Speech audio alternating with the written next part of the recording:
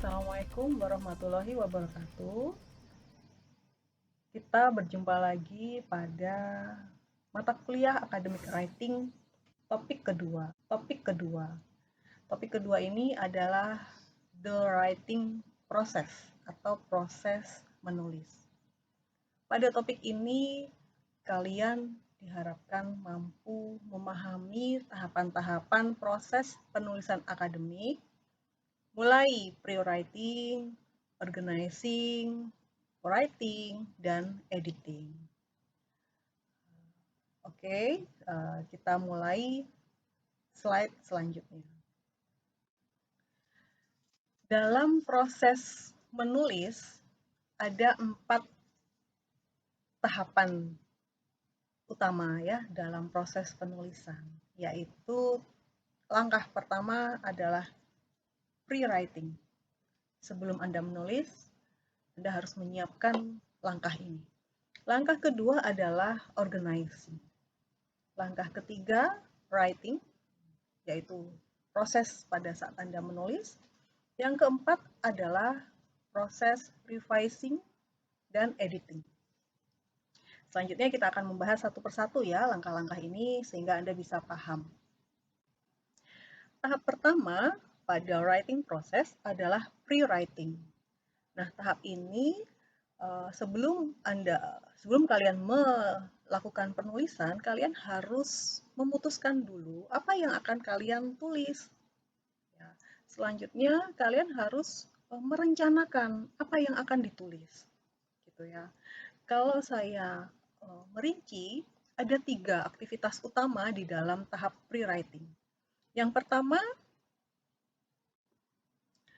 adalah memilih dan mempersempit topik, gitu ya.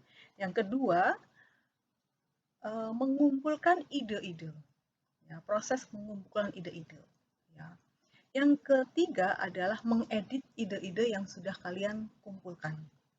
Nah, 3 tahap ini akan saya perjelas satu persatu pada slide selanjutnya.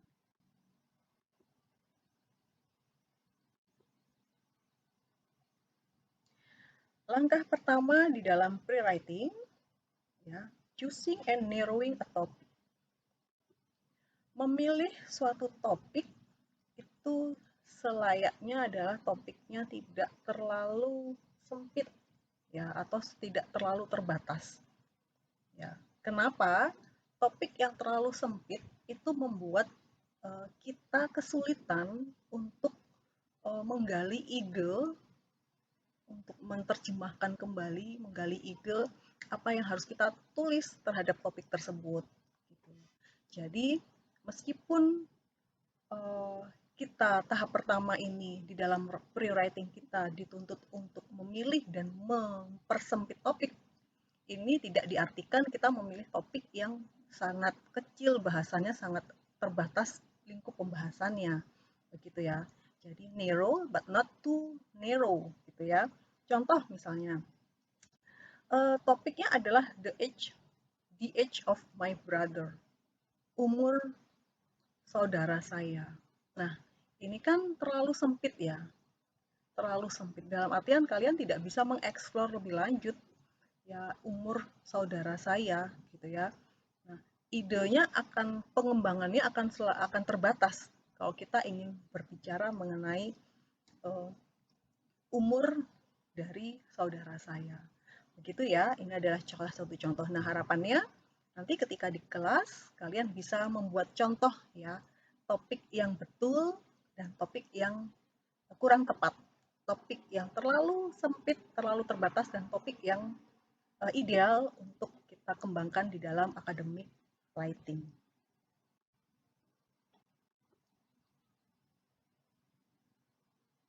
Kemudian kalau tadi saya berbicara topik yang ideal atau yang tepat itu tidak terlalu sempit atau terbatas, maka sebaliknya ya, topik yang terlalu luas ya, terlalu lebar, terlalu general itu juga tidak tepat ya. Jadi pilihlah topik yang juga tidak terlalu general atau tidak terlalu luas atau lebar. Kenapa?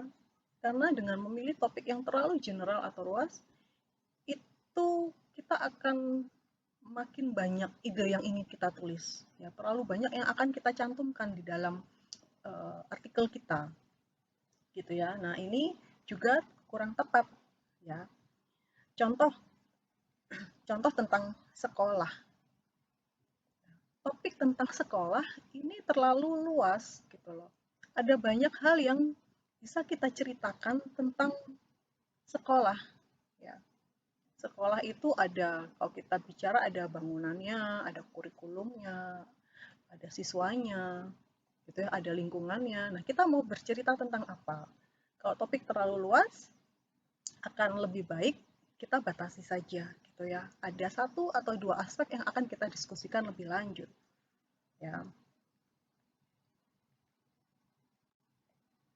Contoh, ya, satu atau dua aspek yang dapat membatasi topik yang terlalu luas tentang sekolah, yaitu kita bisa cerita tentang bahwa sekolah ini merupakan secondary school in my city, misalnya sekolah uh, secondary level ya di kota saya. Atau kita bisa berbicara tentang klub atau organisasi yang populer di sekolah tersebut. Nah, itu lebih lebih sempit dibandingkan topik utamanya adalah sekolah. Kemudian kita juga bisa mengambil bagaimana ujian masuk atau seleksi masuk ke sekolah tersebut. Nah, itu sudah membantu kita untuk membatasi uh, dalam rangka kita menarrowing topik, gitu ya. Nanti kita akan berdiskusi ketika Anda tidak kurang atau tidak paham tentang topik yang terlalu luas maupun topik yang terlalu sempit. Tahap pertama di dalam pre-writing sudah saya jelaskan. Lanjut ke tahap kedua di dalam pre-writing, yaitu gather ideas atau mengumpulkan ide. Ya, mengumpulkan ide. Yang pertama bisa melalui brainstorming. Brainstorming, kalau secara harfiahnya brainstorming adalah badai badai di otak gitu ya, tapi bukan itu gitu ya. Brainstorming ini adalah suatu langkah atau metode kita untuk mengumpulkan banyak ide. Ya, kita harus memasukkan banyak banyak pikiran ya, kita harus memikirkan banyak hal ya, melalui banyak cara untuk mengumpulkan ide-ide yang wonderful, ide-ide yang cemerlang seperti itu ya. Kalau dilihat di slide ini, brainstorming adalah salah satu cara untuk mengumpulkan ide suatu topik. Jadi kita memang memikirkan, kita banyak membaca, kita banyak melihat, mendengar untuk mengumpulkan suatu topik, gitu ya. Nah, apa saja tipe-tipe dari brainstorming? Yang pertama, kita bisa buat list atau daftar. Apa saja yang terlintas di kepala kita buat daftar. Tentu saja menstimulus apa yang bisa terpikir itu bisa dengan banyak cara ya. Dengan cara banyak membaca, banyak menonton berita, mengamati lingkungan sekitar seperti itu. Kemudian kita buat list atau daftar. Kemudian selanjutnya kita bisa membuat free writing. Kita menulis bebas, kita tulis aja apa yang ada di kepala kita. Kemudian kita buat apa yang namanya mapping atau peta, gitu ya. Nah, apa saja contoh-contohnya dari tiga ini saya akan jelaskan. Oke, proses mengumpulkan ide, yaitu brainstorming yang pertama, adalah making a list, atau kita buat daftar. Apa saja yang terlintas di kepala kita, ide apa saja yang terlintas di kepala, kita langsung buat daftar. Ya, ini contoh ya, contoh. Kalau Anda ingin menulis, Anda masih bingung mau menulis apa, ide yang terlintas, dalam rangka kita mengumpulkan ide, kita bisa buat daftar yang terlintas di kepala. Yang pertama adalah menulis tentang sejarah. Ya. Sejarah ini yaitu mengenai bagaimana kita belajar mengenai masa lalu. Kemudian tentang matematika, kita bisa menulis tentang apakah matematika itu terlalu sulit, mengapa matematika itu tidak menarik bagi siswa. Ya. Kemudian kita juga bisa menulis tentang pekerjaan apa yang ingin saya lakukan nanti ketika lulus. Kemudian saya ingin menulis tentang bahasa Inggris, ya, English for work, for travel. Ya. Saya ingin menulis tentang writing, gitu ya. Saya ingin menulis tentang sains atau ilmu, biologi kah, kimia kah, atau menulis tentang ketidaksukaan kita tentang subjek tertentu, misalnya. Atau kita ingin menulis tentang kesukaan kita tentang subjek tertentu, misalnya jurnalis, atau hobi kita, ya.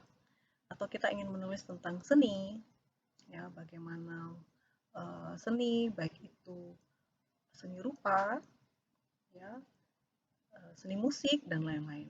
Atau kita ingin menulis tentang fotografi, kita ingin menulis tentang belajar atau PR, atau bisa kalian menulis tentang PJJ gitu ya, belajar online, atau kita bisa menulis tentang teman, tentang social life, dan lain-lain gitu ya. Jadi intinya adalah proses ini adalah kalian membuat daftar apa yang terlintas, apa yang Anda dengar, apa yang Anda lihat, seperti itu ya.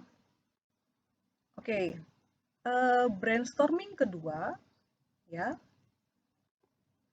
langkah kalian bisa menemukan ide, mengumpulkan ide adalah dengan free writing. Nah, free writing menulis bebas, gitu ya. Seperti istilahnya free writing, kalian tulis saja, apa saja, tulis saja. Yang penting apa yang terlintas di kepala Anda tuh tulis saja dalam bentuk suatu paragraf, ya, suatu tulisan menyambung gitu ya. Apa saja yang terlintas di kepala tentang suatu topik, ya, tanpa berhenti. Jadi apa yang terlintas kalian tulis, gitu ya. Itu adalah teknik brainstorming dalam mengumpulkan ide. Ya, menulis tanpa berhenti apa yang terlintas di kepala, menyambung saja tanpa harus memikirkan ini antar kalimat ini nyambung enggak gitu ya. Yang penting Anda menulis. Selanjutnya adalah mapping, ya, membuat peta. Ya, apa yang harus dilakukan pada saat membuat peta? Yang pertama adalah tulis saja ya topik kalian di tengah, ya, di tengah topik kalian. Kalau di gambar ini adalah kalian menulis saja topik yang ingin dibahas, ya. What should I study? Ini ya. Apa yang harus saya pelajari? Kemudian kalian mulai menuliskan kata-kata yang berhubungan erat dengan tulisan yang sudah Anda buat tadi. Ya. Tadi sudah menulis what should I study. Kemudian saya harus menuliskan kata-kata lain yang ada erat kaitannya dengan what should I study. Ya. Lalu hubungkan dengan garis. Gitu ya. Contoh nih, what should I study sudah saya tulis. Lalu apa ya yang harus saya pelajari? Oh, saya akan mempelajari subjek atau mata kuliah yang favorit. Nih, kalian tulis nih di atasnya, subjek favorit. Kemudian aku harus mengambil mata kuliah yang sangat relevan untuk pekerjaan. Saya tulis nih, good subject for job. Kemudian saya juga bisa mulai dari mata kuliah yang sepi peminat deh. Nah, list favorite subject. Boleh, gitu ya. Nah, gitu ya. Kemudian dihubungkan dengan garis, gitu ya. Nah, kemudian tulis saja favorite subject, apa yang berhubungan dengan favorite subject. Oh, saya suka favorite subjeknya adalah sejarah. Sejarah ini berkaitan dengan apa? Ya, berkaitan dengan masa lalu. Saya tulis akhirnya nih masa lalu. Kemudian sejarah ini kelebihan kekurangannya kita bisa tulis di sini yang berhubungan dengan sejarah.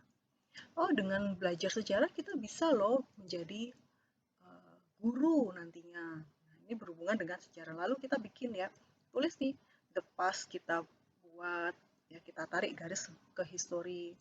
Menjadi seorang guru kita bisa tarik ke history. Kemudian dengan belajar sejarah artinya kita harus apa ya?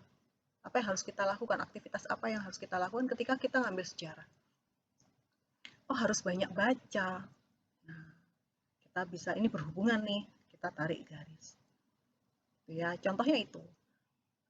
Contoh lagi, favorite subject adalah seni. Saya suka seni. Saya tulislah di sini art. Seni itu apa saja? Saya tulis pertama adalah fotografi, seni lukis, seni memahat misalnya, atau apapun ya. Ditambah musik juga boleh. Nah, yang berhubungan ini ditarik garis. Contoh lagi kalau di sini adalah bahasa Inggris misalnya. Seperti itu ya. Nah, ini juga dilakukan untuk yang lain. Ya, contoh kalau what should I study juga good subject for job. Berarti ada mata kuliah yang baik yang bisa mendukung pekerjaan. Apa itu? Jurnalis, bisnis, gitu ya, seperti itu. Lalu jurnalis ini ada apa lagi yang harus kita masukkan yang berhubungan dengan jurnalis? Ya, contoh jurnalis wawasan luas misalnya, isu terkini, nah bisa ditambahkan di situ.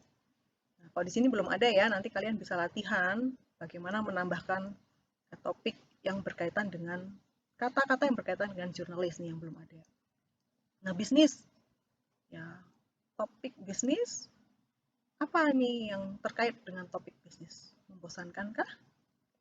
Good money, ya aplikatif, entrepreneur. Nah, itu bisa berkaitan dengan bisnis. Selanjutnya list favorite subject, contohnya subjek yang sangat sepi peminat, mulai dari ilmu apa saja, biologi, fisika, matematika, eksperimen, dan lain-lain. Nah, nanti dari slide ini kelas kita akan latihan ya membuat mapping, atau dari bagan ini kalian buat ya. Nah, garis ini ya, garis-garis yang ada di sini menunjukkan bahwa antara ide ini ada berhubungan, koneksinya. Nah, ini adalah salah satu cara untuk mengumpulkan ide. Oke ya, saya lanjutkan. Setelah membuat mapping, langkah ketiga adalah mengedit idenya. Ya, mengedit idenya. Bagaimana cara mengedit ide Anda?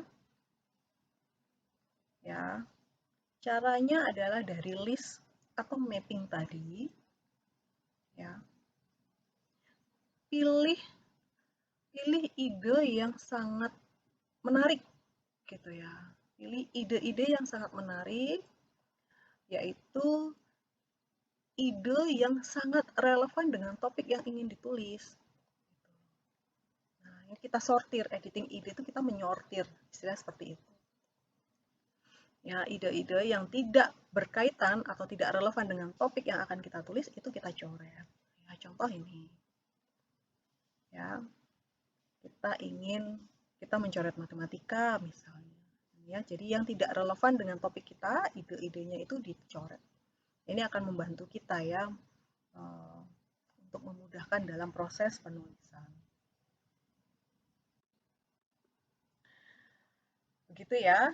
Selanjutnya, setelah kita mendapatkan ide-ide kita sudah dapatkan, lalu kita bisa lanjut ke tahap kedua dalam proses writing, yaitu organizing. Gitu ya. Organizing, apa yang harus kita lakukan pada saat organizing?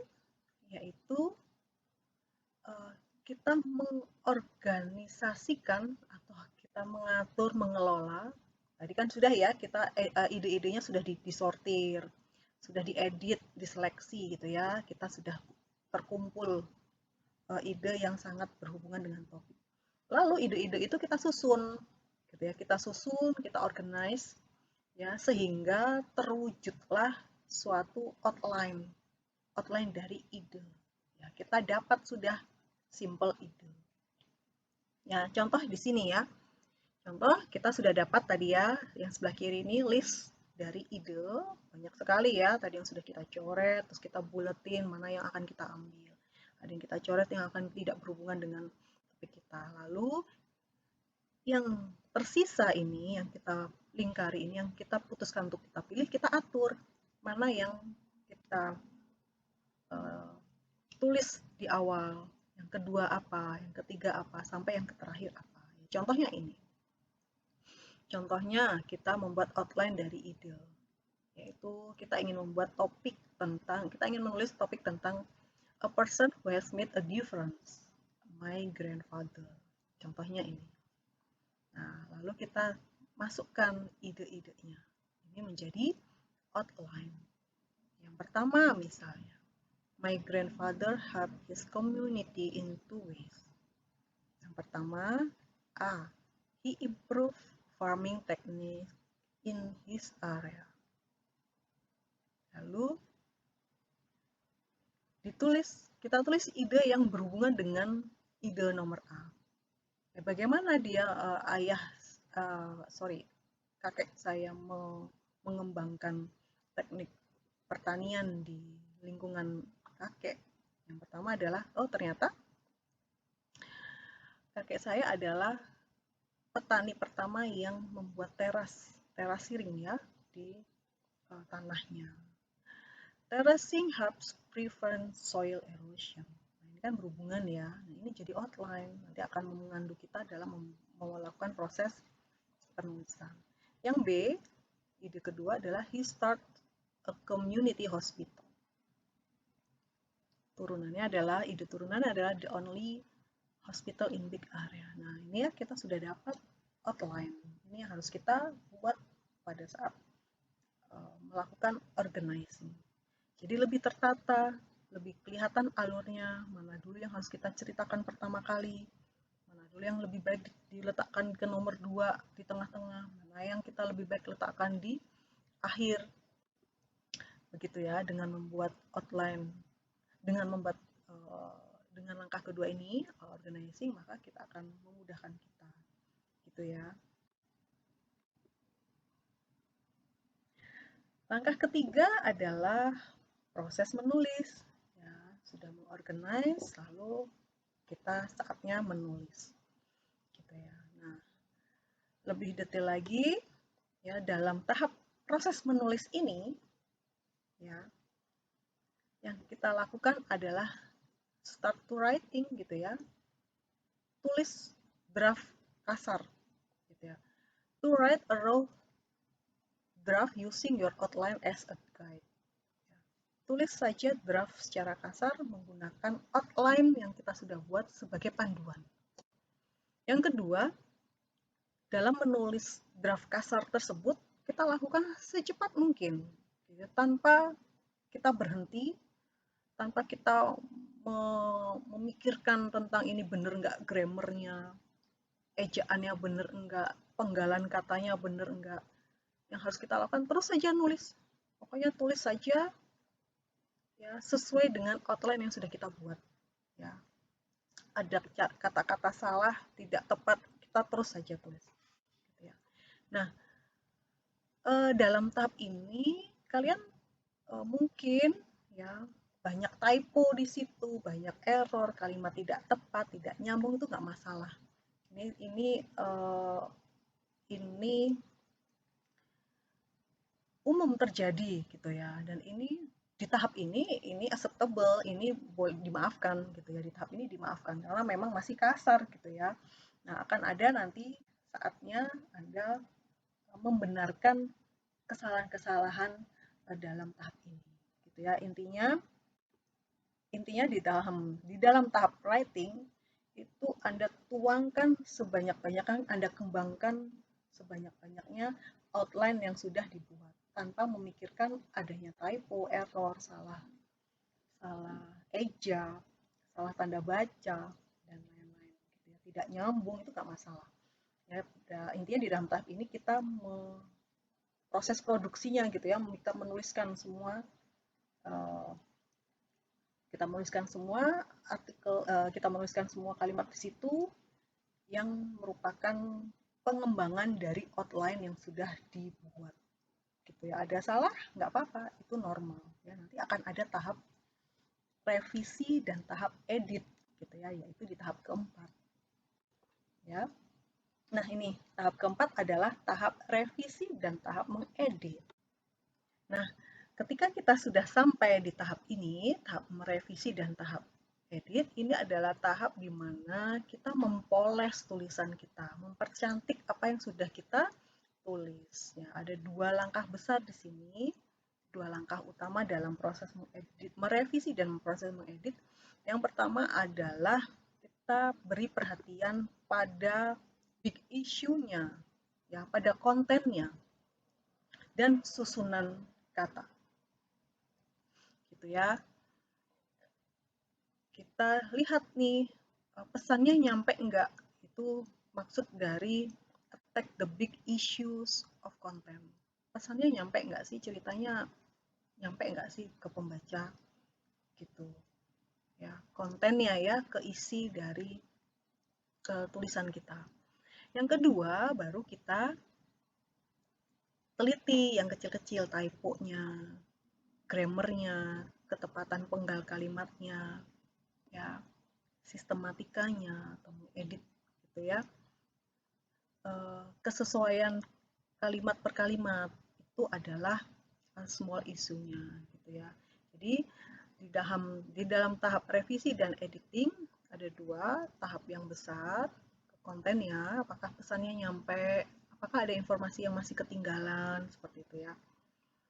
Dan apakah ada kalimat yang tidak ambigu, membuat orang salah pengertian. Nah, itu yang big issue of content.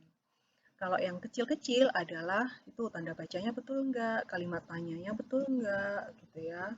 Kalimat pasif aktifnya, grammarnya, dan lain-lain. Itu ya. Nah, ketika ini sudah diselesaikan, maka selesailah tahap keempat. Begitu. Nah, ketika kita sudah melakukan revisi dan edit, maka tahapannya sudah selesai, gitu ya. Contoh, nah, contoh pada saat kita merevisi, itu tadi ya, merevisi itu adalah proses untuk membaca ulang konten atau isinya, apakah ini relevan atau tidak relevan, apakah informasi utamanya sudah ada, ya itu proses revisi yang besar-besar tadi ya, isu yang besar. Contoh nih ya, aplikasinya tadi kita punya topik a person who has made a difference, my grandfather. Ini sudah ada nih satu paragraf. Ya, ada satu paragraf, kita baca lagi, kita buat garis. Ya, lalu kita komentari gitu, kita analisis. Apakah kalimat ini penting? Ya, atau tidak? Gitu. Kalau penting kita masukkan, kalau tidak kita drop seperti itu. Ya, lalu kita membuat analisis seperti itu ya, seperti yang dicontoh seperti ini. My grandfather helped his community in two ways. My grandfather born in 1880. He was farmer, not well educated. Maybe he only went to high school. He only went to high school for 1 or 2 years. In those days, children were needed to work on the farm. Nah ini kan di sini dicontohkan, ini penting nggak sih? Atau oh ini memang menggambarkan dengan lebih baik kondisi kakeknya pada saat itu, gitu ya. Nah ini adalah contoh dari kita merevisi. Kemudian lanjut, di sini ada ini after he is too old to work at family. Nah di sini dia masih baca ulang, ternyata saya pikir kalau saya menulis ini kakek suka nggak ya? Nah itu bisa kita menjadikan kita bisa dapat memutuskan untuk ini kita tetap tampilkan atau tidak, seperti itu ya. Nah di dalam proses revisi ini kita juga bisa membaca oh ada informasi yang kurang misalnya. Kemudian di sini juga ada nih, he was crazy, ini ada crazy. Ada lagi nih, He really crazy. Nah, di sini kan ada proses revisi nih di sini nih. Uh, Menggunakan kata crazy itu a lot. Apakah ini tidak merupakan slang word? Nah, lebih baik diganti kata yang lain. Nah, di dalam proses revisi ini kita bisa melakukannya sendiri gitu ya.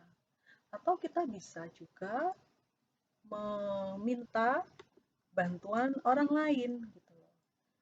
Nah, ketika kita yang menulis artikel, kita yang melakukan proses revisi, khawatirnya eh, kita terlalu jenuh sehingga kita tidak bisa menangkap mana sih sebenarnya yang relevan, tidak relevan. Sehingga dalam proses revisi ini kita bisa eh, minta orang lain, teman, misalnya ya teman atau dosen Anda atau keluarga gitu ya, untuk membaca. Ya, sehingga Anda ada banyak point of view untuk memutuskan, oh paragraf ini tidak perlu, oh paragraf ini perlu, oh ini membingungkan, seperti itu. Jadi kalau di dalam prakteknya ini, kalau di dalam pembimbingan skripsi, ini dosen Anda nih yang mencoret-coret, ini tidak perlu, ini tidak relevan. Nah, itu ya. Jadi kalau umumnya kalau yang membuat artikel adalah kita sendiri yang membaca, itu kita tidak terlalu tajam untuk menemukan mana-mana saja kesalahannya, dalam arti kesalahan kontennya ya, seperti itu. Jadi ada baiknya kita minta orang lain untuk membaca dan memberikan masukan, lalu kita merevisi.